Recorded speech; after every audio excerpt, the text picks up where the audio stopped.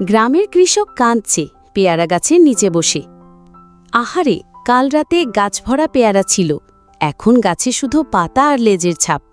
গ্রাম জুড়ে হইচই, সবাই বলে ভূত, কেউ বলে উড়ন্ত মাছ, কিন্তু তখনই আসে গোয়েন্দা হাঁস। হাঁসের চোখে সানগ্লাস, গলায় ডিটেকটিভ ব্যাজ, সাথে ছোট্ট ব্যাকপ্যাক।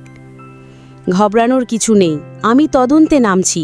পাতা, লেজ আর খোসা, এই তিনটেই আমার সূত্র। সে গাছের পাতা ঘ্রাণ নেয়, মাটির দাগ দেখে আর বলে, এটা বানর না হলে আমি হাঁস না। জঙ্গলে দেখা যায় এক মজার বানর, মুখে পেয়ারা গুজে হাঁটছে। বানর মজার গলায় বললে, পেয়ারা না পেলে ঘুম আসে না, আমি পেয়ারা খাই আর গান গাই। গোয়েন্দা হাঁস বানরকে ধরতে ফাঁদ পাতে, একটা পেয়ারা রাখে আর ছদ্মবেশে বসে থাকে কাক সেজে। কাক পেয়ারা রাখে, সন্দেহজনক। বানর ধরা পড়ে, হাঁস নিয়ে আসে গ্রামে। এই হলো চোর, কিন্তু শাস্তির বদলে একটা সমাধান দিই। হাঁসের পরামর্শে বানর এখন গ্রামের পেয়ারা বাগান পাহারা দেয় আর পাবে বিনিময়ে দৈনিক এক ঝুড়ি পেয়ারা। বানর খুশি হয়ে বলল, চুরি ছেড়ে দায়িত্ব পেলে জীবন হয় আরও মজাদার।